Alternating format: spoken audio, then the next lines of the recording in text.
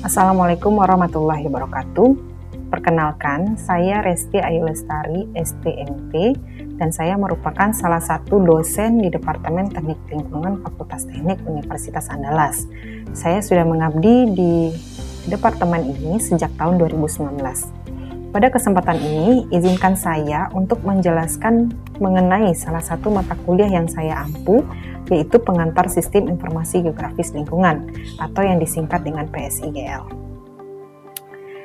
Mata kuliah PSIGL merupakan salah satu mata kuliah wajib di Prodi Sarjana Departemen Teknik Lingkungan dengan kode TLI 61115 yang berbobot 2 SKS dan diberikan kepada mahasiswa di semester 3. PSIGL membahas tentang peran Sistem Informasi Geografis atau SIG dalam bidang teknik lingkungan, dasar-dasar penentuan posisi horizontal, metode penentuan posisi horizontal, pemetaan situasi, serta penyajian peta. Kemampuan yang diharapkan pada mata kuliah ini disusun dari capaian pembelajaran lulusan yang sudah ditetapkan oleh Departemen Teknik Lingkungan dan beberapa di antaranya dititipkan pada mata kuliah PSIGL. Capaian pembelajaran lulusan yang dititipkan tersebut mencakup 1. CPLB, yaitu kemampuan mendesain dan melakukan penelitian serta menganalisis dan menginterpretasi data untuk memecahkan masalah di bidang teknik lingkungan. Yang kedua, CPLD, yaitu kemampuan berperan dalam tim yang multidisiplin baik sebagai anggota maupun sebagai ketua. Yang ketiga, CPLK, yaitu kemampuan menggunakan teknik, keahlian, dan peralatan modern yang dibutuhkan dalam praktek engineering. Berdasarkan CPL ini, maka diturunkanlah capaian pembelajaran mata kuliah atau CPMK yang berupa 1. Mampu menjelaskan definisi dan lingkup PSIGL, fungsi, dan peranan PSIGL dalam bidang pekerjaan teknik lingkungan. CPMK ini akan mendukung CPLB. Yang kedua, mampu menentukan sistem koordinat dalam PSIGL serta unsur-unsur penentuan posisi horizontal. CPMK ini juga akan mendukung CPLB. Yang ketiga, mampu melakukan analisis lingkungan dari data yang diberikan. CPMK ini akan mendukung CPLD. Dan yang terakhir, CPMK 4, yaitu mampu menyajikan peta dengan mengenali kartografi, sistem informasi dalam peta, dan konsep penyajian peta. CPMK ini akan mendukung CPLK. Materi pembelajaran yang diberikan pada mata kuliah PSIGL meliputi 1. Konsep dasar perpetaan dan sistem informasi geografis, 2. Data spasial, 3. Dasar-dasar penentuan posisi horizontal, 4. Sudut jurusan, 5. Kasus-kasus, dalam hal ini akan diberikan contoh kasus berupa metode perhitungan jasa lingkungan. Yang keenam, software dalam pembuatan peta, dan yang terakhir adalah penyajian peta. Sistem pembelajaran yang diterapkan pada mata kuliah PSIGL ini adalah tatap muka secara luring dengan metode pembelajarannya adalah CBM atau kita kenal juga dengan nama Case Based Method. Pada metode CBM ini akan diberikan beberapa kasus yang membantu mahasiswa untuk memahami materi yang disampaikan. Dalam pelaksanaan perkuliahan, saya menerapkan beberapa bentuk interaksi dengan mahasiswa, yaitu berupa 1. Ceramah atau presentasi terkait konsep dasar yang perlu dipahami oleh mahasiswa. Yang kedua, pemberian kesempatan kepada mahasiswa untuk bertanya ataupun mengemukakan pendapatnya terkait materi atau kasus yang disampaikan. Yang ketiga, focus group discussion atau kita kenal juga dengan FGD berupa diskusi ataupun presentasi terkait kasus yang harus diselesaikan oleh mahasiswa. Dan yang terakhir, yang keempat, yaitu menggunakan Learning Management System atau LMS yang merupakan tempat mahasiswa untuk mengunduh materi perkuliahan ataupun untuk mensubmit tugas perkuliahan. Selain itu, bentuk penilaian yang saya lakukan mengacu pada sistem Outcome Based Education atau OBE yang sudah diterapkan di Departemen Teknik Lingkungan. Pada sistem OBE ini, penilaian yang dilakukan berbasis CPMK seperti penjelasan berikut. Untuk CPMK 1 yang berupa mampu menjelaskan definisi dan lingkup PSIGL, fungsi dan peranan PSIGL dalam bidang pekerjaan teknik lingkungan akan dinilai pada tugas mandiri pertama dengan bobot 5% dan juga pada UTS atau ujian tengah semester dengan bobot 5%, sehingga total bobot untuk CPMK 1 adalah 10%.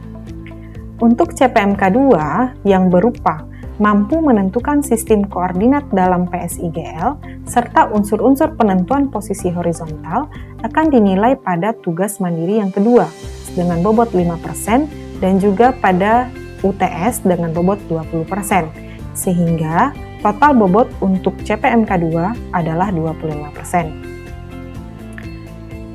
Selanjutnya adalah untuk CPMK 3 yang berupa mampu melakukan analisis lingkungan dari data yang diberikan akan dinilai pada tugas mandiri yang ketiga dengan bobot 5% dan juga pada ujian akhir semester dengan bobot 15%, sehingga total bobot untuk CPMK 3 adalah 20%. Dan yang terakhir untuk CPMK 4 berupa mampu menyajikan peta dengan menganilik kartografi, sistem informasi dalam peta, dan konsep penyajian peta akan dinilai pada tugas kelompok yang berupa presentasi dengan bobot 15% dan juga laporan kelompok dengan bobot 20%. Selain itu juga akan dinilai pada ujian akhir semester atau UAS dengan bobot 10%, sehingga total bobot untuk CPMK 4 adalah 45%. Demikianlah penjelasan mengenai mata kuliah PSIGL, dan selanjutnya saya akan menampilkan video salah satu bentuk pengajaran yang saya lakukan pada kelas PSIGL ini. Selamat menyaksikan.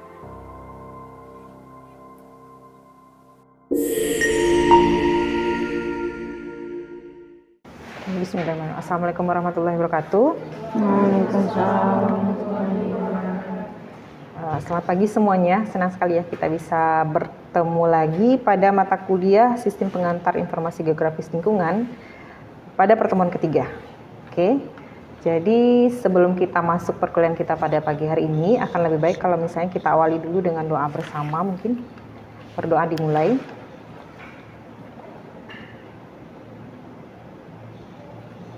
Berdoa selesai. Nah, ini sudah pertemuan ketiga. Jadi pertemuan minggu lalu kita sudah mengenal beberapa kasus terkait pemanfaatan GIS atau SIG atau Sistem Informasi Geografis ini pada kasus-kasus gitu ya. Ada yang kasus lingkungan, ada yang kasus non-lingkungan.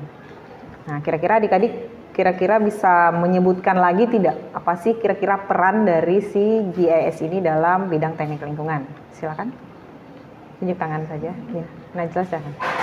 Jadi sebelumnya itu untuk pertanyaannya, kalau untuk pemanfaatan SIG sendiri, SIG itu pada bidang lingkungan, kita akan mengetahui koordinat ataupun kontur satu daerah, dan itu diaplikasikan pada pembangunan SPAM yang biasanya SPAM itu dibangun di titik kontur yang tinggi ke kontur rendah untuk dapat mengalirkan air secara gravitasi, dan juga kita dapat merencanakan SPAM tersebut pada daerah yang tidak ramah bencana. Ya, salah satunya adalah kalau kita bilang teknik lingkungan berarti salah satunya adalah pembangunan SPAM ya, sistem apa tuh? Penyaluran air minum. Ya, sistem penyaluran air minum. Padahal bukan air minum saja ya, air bersih kali ya, karena tidak bisa kita langsung minum. Jadi kalau misalnya adik-adik menggunakan GIS tadi, berarti kan kita bisa melihat secara ruang, wilayah, spasial bahasa kerennya itu kan. Jadi kita bisa lihat dari atas, oh di sini ternyata ada rumah penduduk. Jadi tidak mungkin kita lewatin si pipa tadi melewati rumah-rumah penduduk gitu kan. Konflik nanti jadinya. Atau ternyata di daerah yang akan kita lalui itu ada gunung, bukit yang tidak mungkin kita masukkan juga pipa ke situ. Jadi kita bisa lihat seperti yang jelas sebutkan tadi, daerah mana yang kira-kira mungkin dilewati oleh pipa tadi. Akan lebih baik kalau misalnya kita bisa menggunakan sistem gravitasi tadi ya, salah satu. Oke, bagus sekali Najwa. Terima kasih banyak. Baik, jadi untuk sekarang kita masuk ke materi mengenai sudut jurusan. Apa itu sudut jurusan? Nanti kita akan lihat definisinya, ketentuannya seperti apa. Tapi yang jelas sudut jurusan ini nanti akan sangat berpengaruh dalam penentuan koordinat horizontal dari suatu titik. Misal tadi Najwa sebutkan ada kontur gitu ya. Kontur-kontur itu kan kita buat berdasarkan ada koordinatnya ya. Jadi penentuan koordinat itu nanti akan berkaitan dengan sudut jurusan. Apa definisinya? Ini. Kalau adik-adik bisa lihat di depan, sudut jurusan itu adalah atau kita kenal juga dengan azimut ya. Ini, sudut datar yang diukur berdasarkan acuan arah utara yang berputar searah jarum jam ke titik acuan kita tadi atau garis acuan kita tadi gitu ya. Jadi ada 3 ketentuannya. Kita mulai dari arah utara berputar searah jarum jam ini ke titik acuannya, ke B, ke A gitu, kemana gitu ya. Itu merupakan ketentuan dari sudut jurusan. Jadi kalau dalam penentuan koordinat horizontal itu, utara itu selalu berada pada sumbu Y positif. Jadi tidak ada tuh utara itu di bagian Y negatif, itu nggak pernah. Kemudian daerah timur, mata angin timur itu selalu di bagian X positif. Oke ya, jadi tapi panduan kita di sini hanya arah utaranya aja. Oke, contohnya ini nih, gambar ini adik-adik bisa lihat. Nah berarti yang ini merupakan alfa AB atau sudut jurusan AB atau sudut azimut AB. Ya yang ini ya. Bisa dipahami kira-kira? Kita lihat ya, kita cobakan ke satu contoh. Misal ada titik A, ada titik B. Ya, silakan adik-adik salah satu tunjuk tangan saja siapa yang bisa menggambarkan mana yang merupakan alfa AB, mana yang merupakan alfa BA. Silakan tunjuk tangan.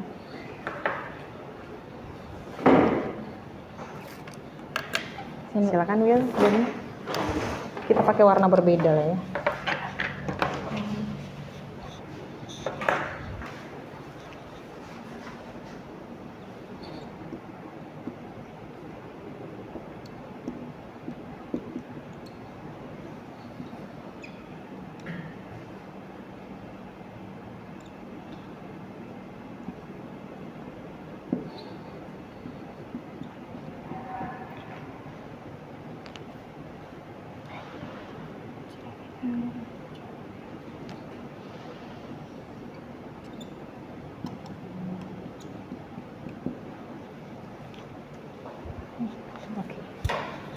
Oke, baik, makasih banyak Will. Ada yang berbeda? Ada yang punya pendapat berbeda? Sepakat dengan yang dibuat Will dan ini? Ini kita mulai dari arah utara ke arah titik A tadi, alfa AB. Tapi kalau misalnya kita mulai dari titik B ke arah titik A, berarti dia menjadi alfa BA. Jadi hati-hati ya, dalam penamaan nama akan berbeda antara alfa AB dengan alfa BA. Paham ya? Oke, kita lanjut ke contoh soalnya. Ada suatu gambar seperti ini. Ya, ada titik P, A, dan B, dan juga C. Ada nilai-nilai sudutnya gitu ya, yang diketahui yaitu alfa PA, atau azimut PA, atau sudut jurusan PA. Ada sudut APB dan sudut BPC dengan nilainya masing-masing. Maka adik-adik diminta untuk menghitung berapa nilai dari alfa PB. Dan juga alfa PC. Kita cobakan alfa PB saja ya. Alfa PB itu berarti dari utara sampai ke titik B yang ini. Jadi dari utara sampai ke titik B. Silakan dikerjakan dulu untuk sudut alfa PB.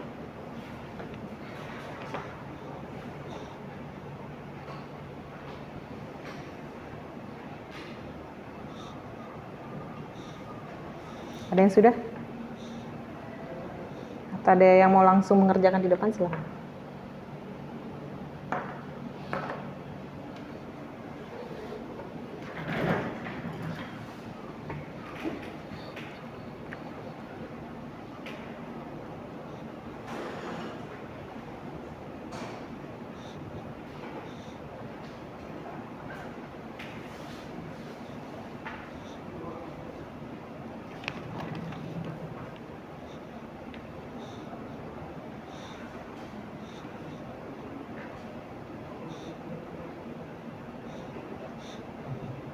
Ya, silakan Anggun.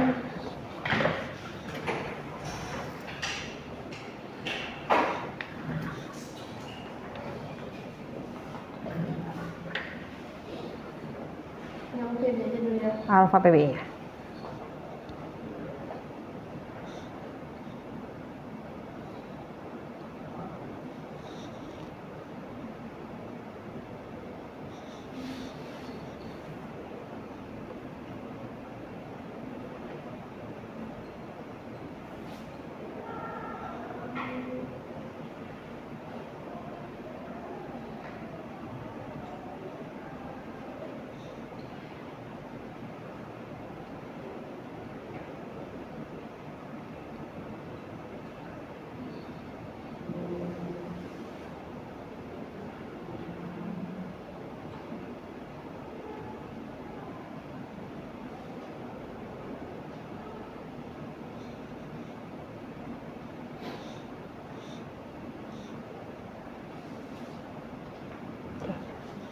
Sudah. Bagaimana yang dibuat Anggun? Benar ya? Ya, alfa PB sama dengan alfa PA ditambah dengan sudut APB. Tinggal kita masukkan saja nilainya, maka akan didapatkan segini ya awalnya ya. Nah, apakah ini salah? Enggak ya. Ini benar, ini betul.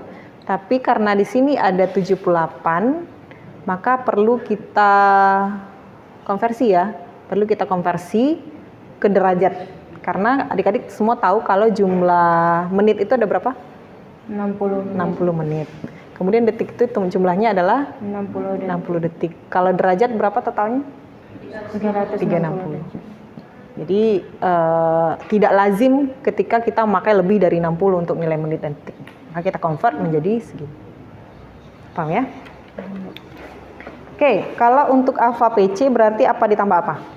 Alfa PB ditambah sudut BPC. Alfa PB ditambah dengan sudut BPC. Ada pertanyaan seperti sini? Enggak ya? Ini nilainya sama? Kemudian ada satu contoh soal lagi yang mungkin perlu kita bahas juga ya. Ada gambar sedikit berbeda dengan yang tadi. Di sini tidak ada utaranya. Di gambar ini tidak terdapat sumbu utaranya, gitu ya. Tapi diketahui arah AP atau azimut AP, kemudian azimut AQ, AR dan AS dengan nilainya masing-masing. Nah, adik-adik diminta untuk menghitung berapa nilai dari A1, A2, A3 dan A4. Kita cobakan untuk A1 dulu saja, ya, dengan nilainya masing-masing. A1 bagaimana caranya? Persamaan yang akan digunakan apa? AQ kita kurang dengan AP. AP ya, benar sekali ya. Silakan. Yang akan mengerjakan ke depan untuk A1 saja. Silakan Syam.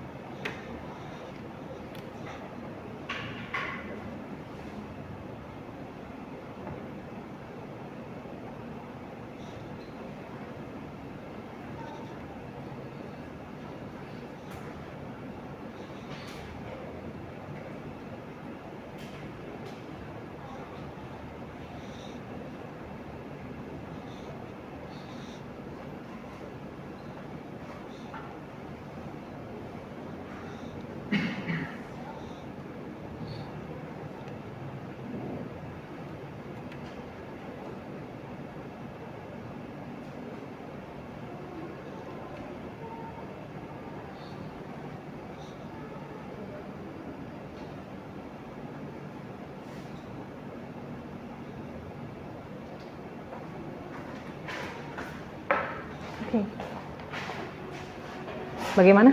Ini bahasa Syawal? Aki dikurang akti ya. Oke, kemudian ini 08 ditambah 60. Oke, dapat nilai A1-nya segini.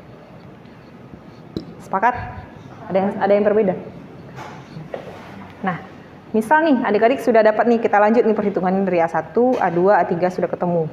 Kemudian berapakah nilai dari A4? Berarti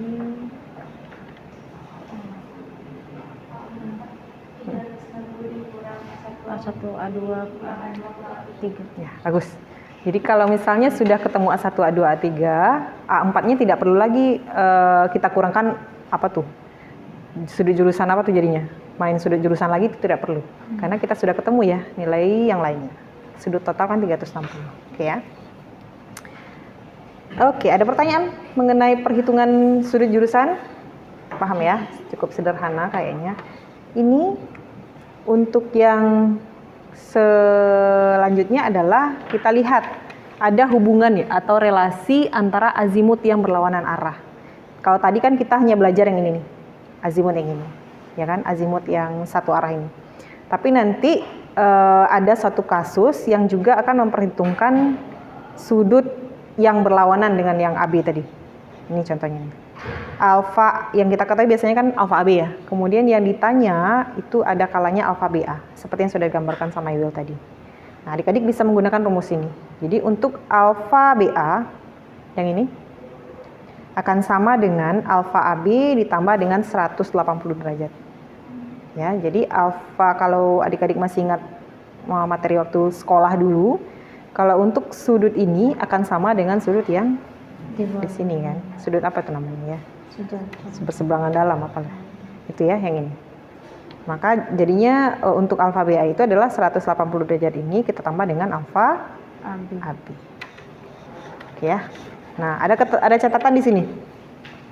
Ketika adik-adik mendapatkan nilai sudut alfa BA-nya itu nanti besar dari 360 derajat, maka nilai tersebut kita kurangi dengan 360. Ya, seperti yang disebutkan tadi, kalau lebih dari 360 itu tidak lazim digunakan dalam penulisan derajat sudut gitu ya. Oke, kita lihat ya. Ada pertanyaan mengenai konsepnya? Cukup ya. Nih, untuk soal yang pertama. Diketahui alfa AB 61 derajat 12 menit 10 detik. Yang ini. Kemudian adik kita semua diminta untuk menghitung berapa nilai dari alfa BA. Nih. Tinggal gunakan persamaan yang tadi aja. Silakan dicobakan dulu.